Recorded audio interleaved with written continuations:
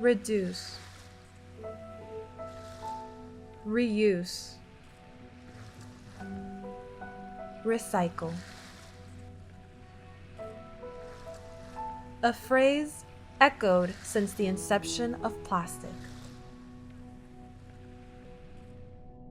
But how do we reduce if corporations continually produce? How do we reuse when many items are single use?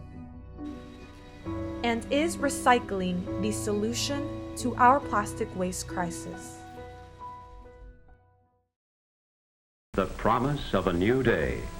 Plastics take their rightful place in a world at peace. A world dedicated to a richer, fuller life for all. For decades, the media has touted plastics as the future of our planet. They then placed the responsibility of the plastic waste crisis on the shoulders of consumers through repetitive marketing campaigns and public service announcements. Plastic also saves energy because it helps make cars lighter to save gas. And plastic insulation helps save energy at home. Even these strong plastic bags help save energy because they take less energy to make than other grocery bags. The classic phrase, reduce, reuse, and recycle, has been a slogan ingrained in the minds of many and has successfully deflected the blame away from corporations.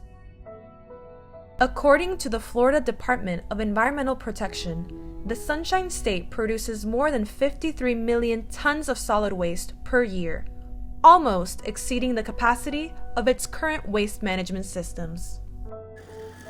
When it comes to plastic waste, Florida is the third highest producer in the nation, generating roughly 65.1 pounds per person annually.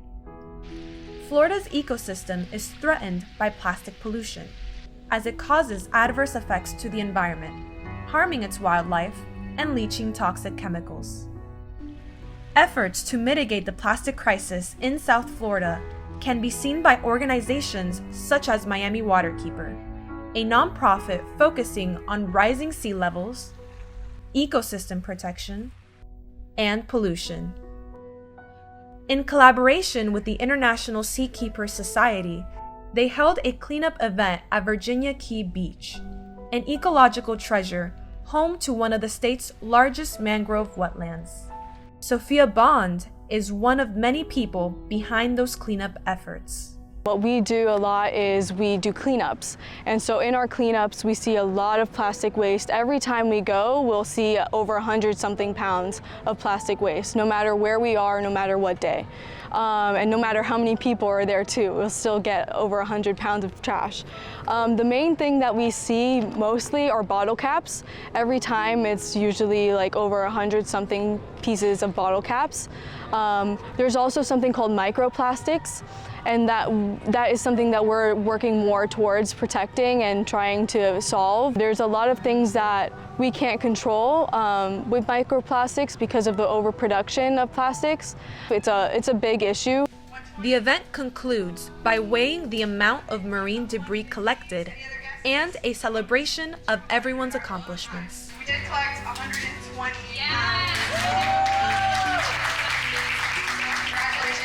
Despite the grim reality facing our planet, hope continues to rise above it all.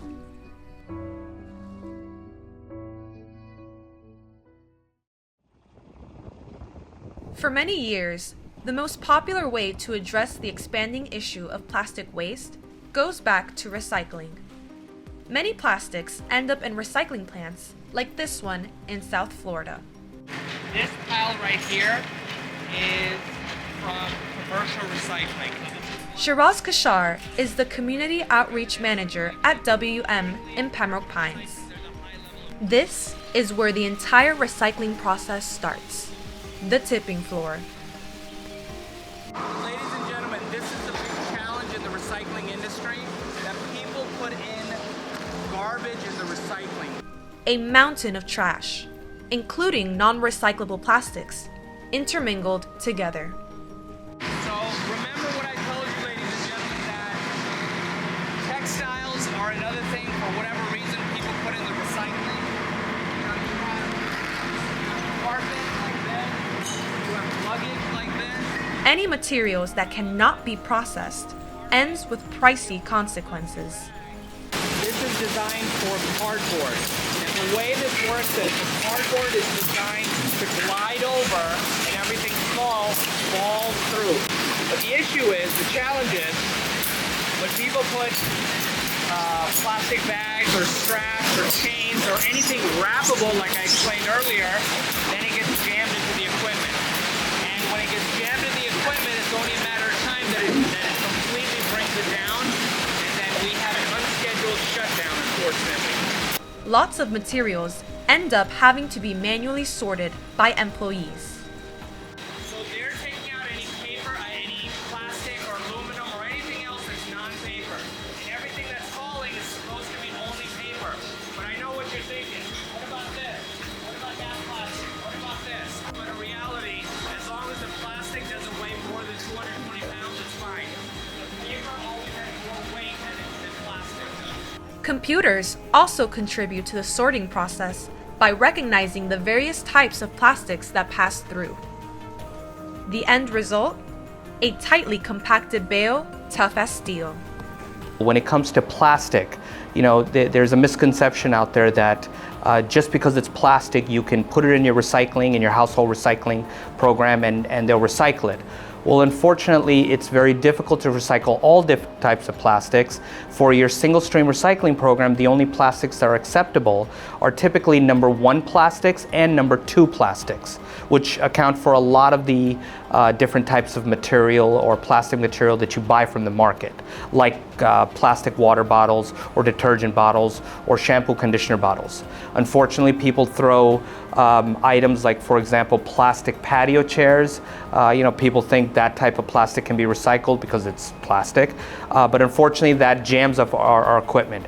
The other items that are also plastic that are not acceptable in your recycling program are plastic bags. It's going to jam up the equipment, it's going to wrap around all the the parts of the engine and so forth. Plastic products such as bottles, jugs, and tubs are typically recyclable alongside glass, aluminum cans, and a variety of paper products such as cardboard. Non-recyclable materials include plastic film, batteries, paper plates with shiny plastic coating, and plastic utensils. Some recycling centers cannot process certain types of plastic, such as plastics number 3 through 7, due to the complexities and costs associated with recycling these materials. Number 1, if you live in a city, just check with your city's website. Usually they have all the items listed, including plastics, what type of plastics can be recycled. While recycling is key to protecting our planet, the overproduction of non-recyclable plastics overwhelms facilities and often leads to landfill waste. Ultimately, the root of the plastic crisis lies with corporations manufacturing and distributing plastic products. The true solution seems to point towards zero waste practices. And off the top at 5:30, a plant that converts waste into energy in Doral is still on fire for a second straight day. The fire leading to concerns about air quality. Miami-Dade firefighters are working around the clock to put out this massive fire. A community angry over proposed garbage incinerator too close to their homes.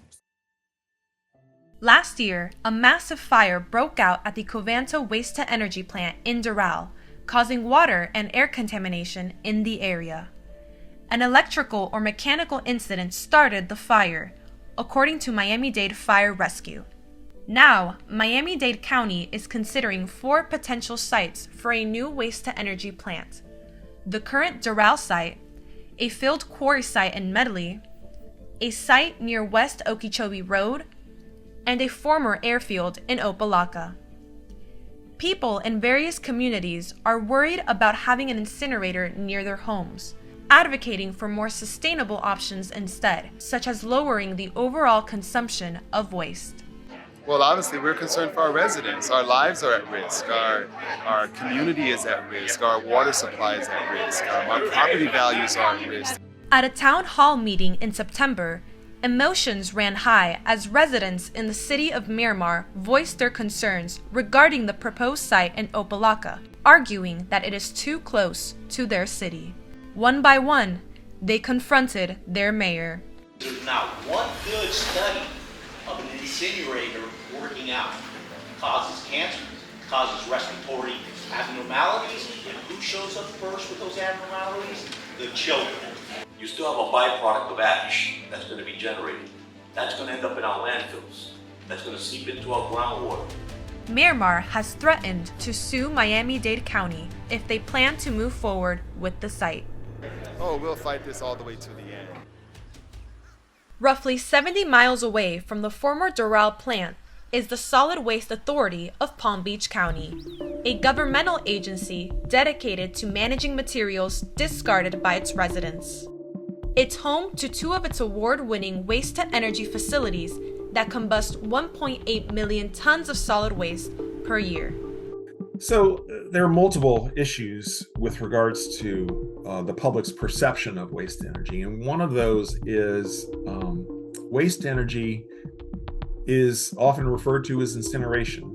Joe Kilsheimer clarified that incineration is not the same as modern-day waste-to-energy plants.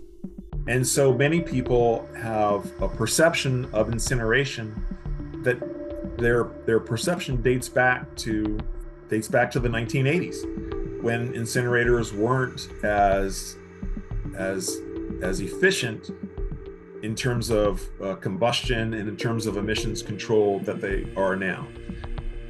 He states that modern waste-to-energy facilities utilize strict air pollution regulations and a highly controlled combustion process to ensure toxins in the smoke are significantly below legal limits. Emissions control is one of the most important components of a waste-to-energy facility. There are many steps in the pollution control process. All of this is heavily regulated by not only the federal government, but the state government as well. And so waste-to-energy facilities typically operate not just at their permitted levels, but in some cases 90 to 95% below their permitted levels, which makes waste-to-energy, in the words of the federal EPA, one of the cleanest forms of electricity generation in the United States. What people believe is that Miami-Dade is burning garbage. And burning garbage, just the phrase burning garbage, it doesn't sound good. If the public were aware of all of the precautions and all of the safeguards that are built into the process, I think they would have a little bit of a different opinion. Only 8% of plastics in Florida get recycled. The rest either gets landfilled or ends up in an incinerator.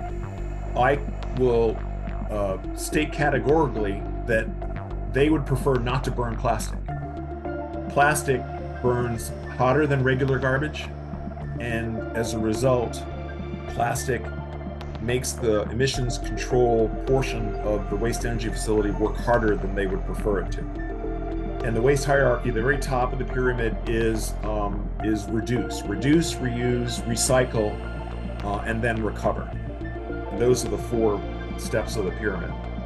If people would reduce their use of plastic or just recycle it properly, it would be less of an issue for the operators of waste energy facilities.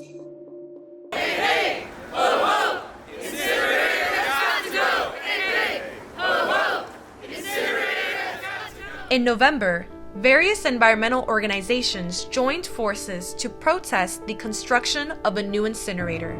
With the city's final vote only 2 weeks away, tensions were running high. So I've done extensive life cycle analyses of landfilling versus incineration. These look at not just climate impacts, but asthma, cancer, heart attacks and strokes, all of these things caused by different pollutants that come out of incinerators. And what we found is that burning trash and landfilling ash is about 2 to 3 times worse than going straight to the landfill with that trash without burning it first.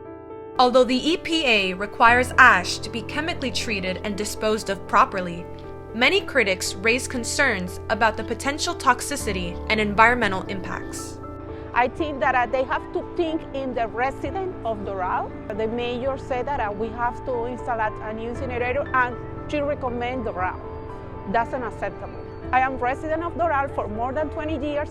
I work with Florida Rising and start fighting for this issue. While the challenges towards zero waste seem insurmountable, the solutions are just within reach. Communities and advocates are already paving the way for a future free of plastic waste. Together, we can shape a cleaner, more sustainable future for generations to come.